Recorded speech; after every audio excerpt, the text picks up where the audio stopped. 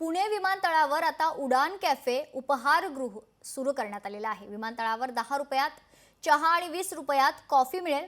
20 रुपयात समोसा आणि मिठाई देखील उपलब्ध आहे। विमानतळावर स्वस्त आणि दर्जेदार अन्नपदार्थ ठेवण्यात आलेले आहेत। हवाई प्रवास करताना योग्य दरात आणि गुणवत्तापूर्ण अन्नपदार्थ उपलब्ध व्हावेत या उद्देशाने उडान कॅफे उपहारगृह सुरू करण्यात आले।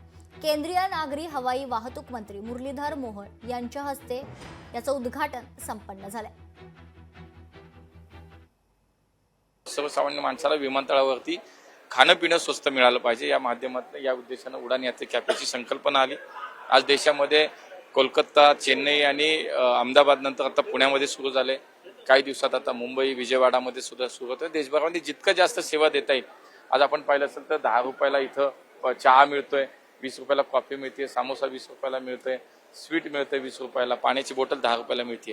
तर हाच उद्देश आहे की सर्वसामान्य माणूस विमान प्रवास करतोय आता, पण त्याला विमानतळावरती खाण्यासाठी सुद्धा खूप चांगल्या क्वालिटीचं खाणं हे कमी स्वस्तात मिळेल याचा विचार आम्ही केला आणि मला असं वाटतं लोक खूप समाधानी आहेत, खुश आहेत।